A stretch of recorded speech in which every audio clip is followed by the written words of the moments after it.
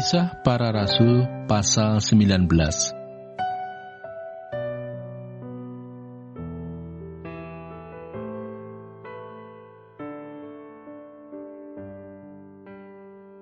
Paulus di Efesus.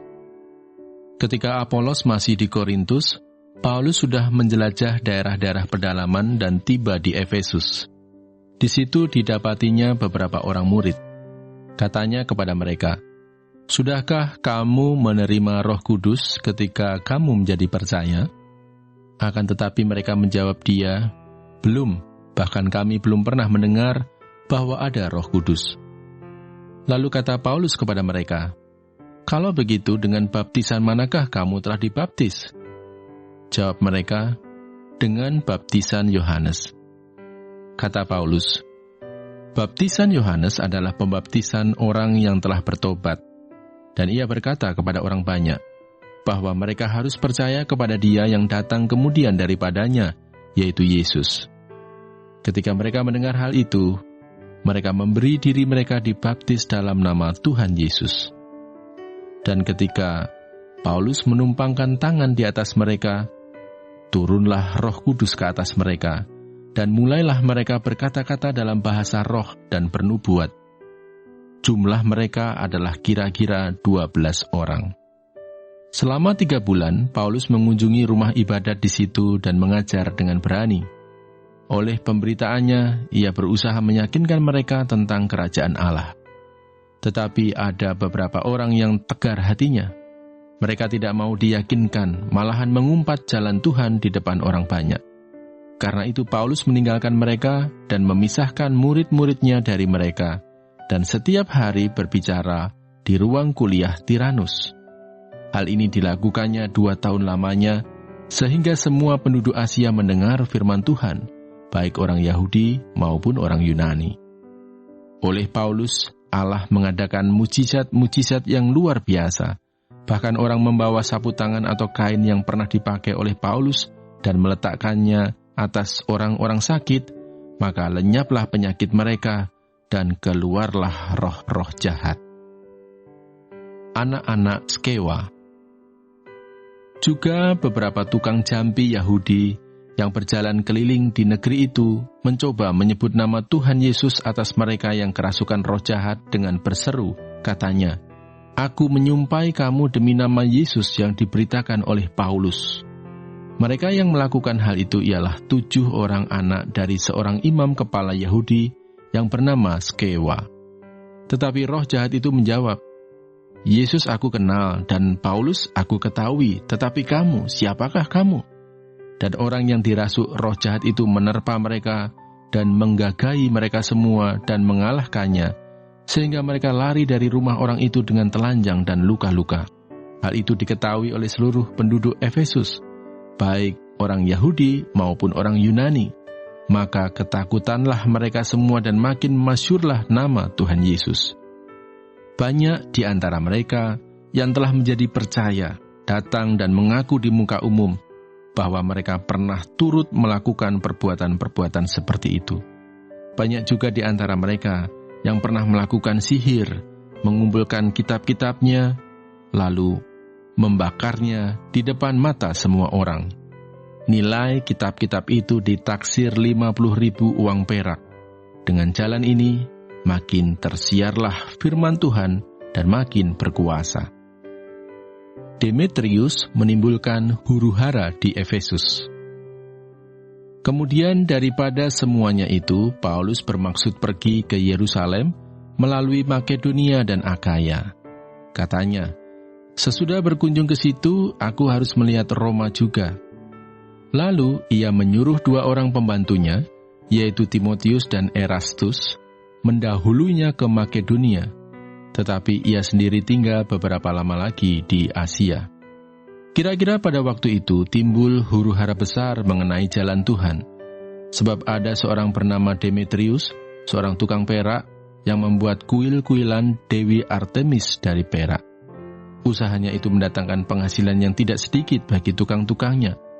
Ia mengumpulkan mereka bersama-sama dengan pekerja-pekerja lain dalam perusahaan itu dan berkata, "Saudara-saudara, kamu tahu bahwa kemakmuran kita adalah hasil perusahaan ini. Sekarang kamu sendiri melihat dan mendengar bagaimana Paulus, bukan saja di Efesus, tetapi juga hampir di seluruh Asia telah membujuk dan menyesatkan banyak orang dengan mengatakan bahwa apa yang dibuat oleh tangan manusia bukanlah dewa. Dengan jalan demikian, bukan saja perusahaan kita berada dalam bahaya untuk dihina orang, tetapi juga kuil Artemis, dewi besar itu, berada dalam bahaya akan kehilangan artinya. Dan Artemis sendiri, Artemis yang disembah oleh seluruh Asia dan seluruh dunia yang beradab, akan kehilangan kebesarannya. Mendengar itu, meluaplah amarah mereka. Lalu mereka berteriak-teriak katanya, "Besarlah Artemis dewi orang Efesus."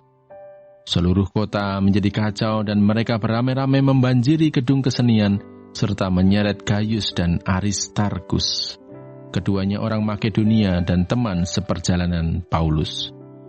Paulus mau pergi ke tengah-tengah rakyat itu, tetapi murid-muridnya tidak mengizinkannya. Bahkan beberapa pembesar yang berasal dari Asia yang bersahabat dengan Paulus mengirim peringatan kepadanya supaya ia jangan masuk ke gedung kesenian itu. Sementara itu orang yang berkumpul di dalam gedung itu berteriak-teriak. Yang seorang mengatakan ini dan yang lain mengatakan itu, sebab kumpulan itu kacau balau dan kebanyakan dari mereka tidak tahu untuk apa mereka berkumpul. Lalu seorang bernama Alexander didorong ke depan oleh orang-orang Yahudi. Ia mendapat keterangan dari orang banyak tentang apa yang terjadi. Segera ia memberi isyarat dengan tangannya dan mau memberi penjelasan sebagai pembelaan di depan rakyat itu. Tetapi ketika mereka tahu bahwa ia adalah orang Yahudi, berteriaklah mereka bersama-sama kira-kira 2 jam lamanya, "Besarlah Artemis, dewi orang Efesus." Akan tetapi, panitera kota menenangkan orang banyak itu dan berkata, "Hai orang Efesus, siapakah di dunia ini yang tidak tahu bahwa kota Efesuslah yang memelihara baik kuil Dewi Artemis yang maha besar maupun patungnya yang turun dari langit? Hal itu tidak dapat dibantah. Karena itu hendaklah kamu tenang dan janganlah terburu-buru bertindak. Sebab kamu telah membawa orang-orang ini ke sini, walaupun mereka tidak merampok kuil Dewi kita dan tidak menghujat namanya.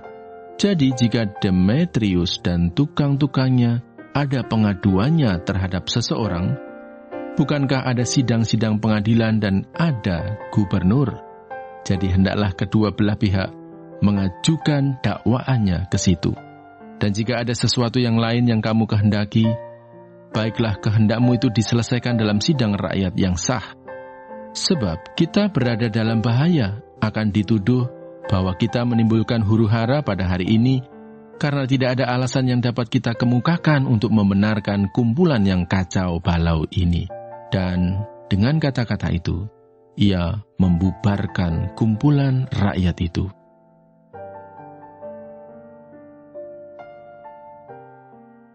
Kisah Para Rasul pasal 20.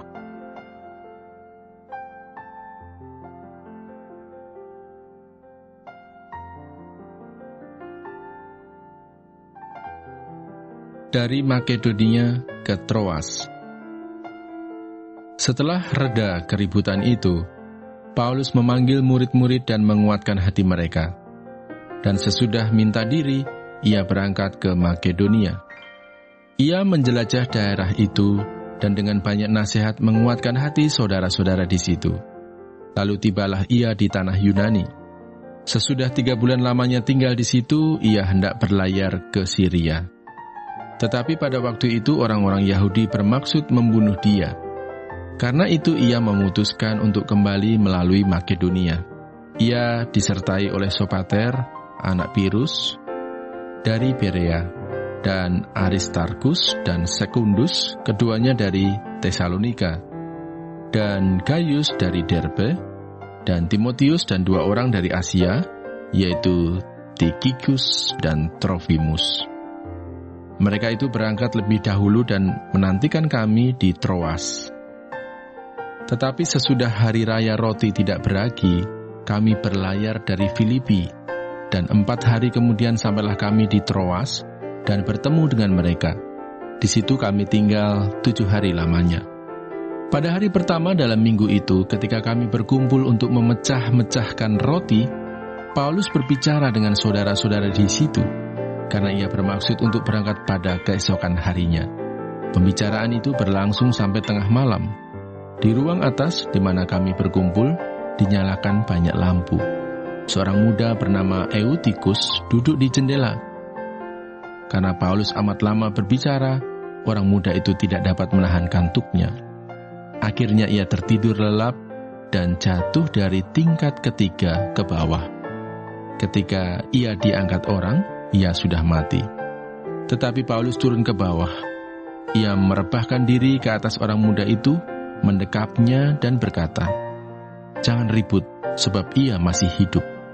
Setelah kembali di ruang atas, Paulus memecah-mecahkan roti lalu makan. Habis makan, masih lama lagi ia berbicara, sampai fajar menyingsing. Kemudian ia berangkat. Sementara itu mereka mengantarkan orang muda itu hidup ke rumahnya, dan mereka semua merasa sangat terhibur. Dari Troas ke Miletus. Kami berangkat lebih dahulu ke kapal dan berlayar ke Asos, dengan maksud untuk menjemput Paulus di situ sesuai dengan pesannya. Sebab ia sendiri mau berjalan kaki melalui darat. Ketika ia bertemu dengan kami di Asos, kami membawanya ke kapal, lalu melanjutkan pelayaran kami ke Metilene. Dari situ kami terus berlayar, dan pada keesokan harinya, kami berhadapan dengan Pulau Kios. Pada hari berikutnya kami menuju Samos, dan sehari kemudian tibalah kami di Miletus. Paulus telah memutuskan untuk tidak singgah di Efesus, supaya jangan habis waktunya di Asia. Sebab ia buru-buru, agar jika mungkin, ia telah berada di Yerusalem pada hari raya Pentakosta. Perpisahan Paulus dengan para penatua jemaat Efesus. Karena itu, ia menyuruh seorang dari Miletus ke Efesus, dengan pesan supaya para penatua jemaat datang ke Miletus. Sesudah mereka datang, berkatalah ia kepada mereka, "Kamu tahu bagaimana aku hidup di antara kamu sejak hari pertama aku tiba di Asia ini?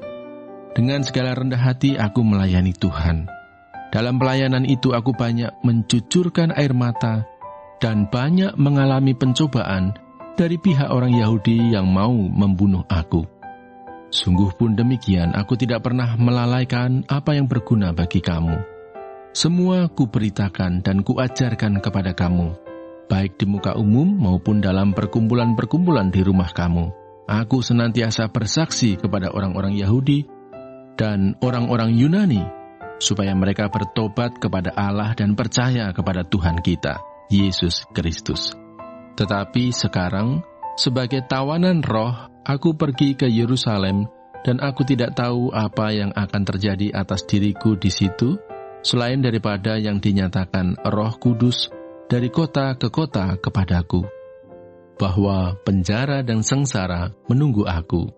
Tetapi aku tidak menghiraukan nyawaku sedikit pun, asal saja aku dapat mencapai garis akhir dan menyelesaikan pelayanan yang ditugaskan oleh Tuhan Yesus kepadaku untuk memberi kesaksian tentang Injil kasih karunia Allah. Dan sekarang aku tahu bahwa kamu tidak akan melihat mukaku lagi, kamu sekalian yang telah kukunjungi untuk memberitakan kerajaan Allah. Sebab itu pada hari ini aku bersaksi kepadamu bahwa aku bersih, tidak bersalah terhadap siapapun yang akan binasa, sebab aku tidak lalai memberitakan seluruh maksud Allah kepadamu. Karena itu jagalah dirimu dan jagalah seluruh kawanan, karena kamulah yang ditetapkan Roh Kudus menjadi penilik untuk menggembalakan jemaat Allah yang diperolehnya dengan darah anaknya sendiri. Aku tahu bahwa sesudah aku pergi, serigala-serigala yang ganas akan masuk ke tengah-tengah kamu dan tidak akan menyayangkan kawanan itu. Bahkan dari antara kamu sendiri akan muncul beberapa orang yang dengan ajaran palsu mereka berusaha menarik murid-murid dari jalan yang benar dan supaya mengikut mereka. Sebab itu berjaga-jagalah dan ingatlah bahwa aku 3 tahun lamanya, siang malam dengan tiada berhenti-hentinya menasihati kamu masing-masing dengan mencucurkan air mata. Dan sekarang aku menyerahkan kamu kepada Tuhan dan kepada firman kasih karunia-Nya yang berkuasa membangun kamu dan menganugerahkan kepada kamu bagian yang ditentukan bagi semua orang yang telah dikuduskannya. Perak atau emas atau pakaian tidak pernah aku ingini dari siapapun juga. Kamu sendiri tahu bahwa dengan tanganku sendiri aku telah bekerja untuk memenuhi keperluanku dan keperluan kawan-kawan seperjalananku. Dalam segala sesuatu telah kuberikan contoh kepada kamu, bahwa dengan bekerja demikian, kita harus membantu orang-orang yang lemah dan harus mengingat perkataan Tuhan Yesus. Sebab Ia sendiri telah mengatakan, adalah lebih berbahagia memberi daripada menerima. Sesudah mengucapkan kata-kata itu, Paulus berlutut dan berdoa bersama-sama dengan mereka semua. Maka menangislah mereka semua terseduh-seduh, dan sambil memeluk Paulus, mereka berulang-ulang mencium dia. Mereka sangat berduka cita, terlebih-lebih karena ia katakan bahwa mereka tidak akan melihat mukanya lagi. Lalu mereka mengantar dia ke kapal.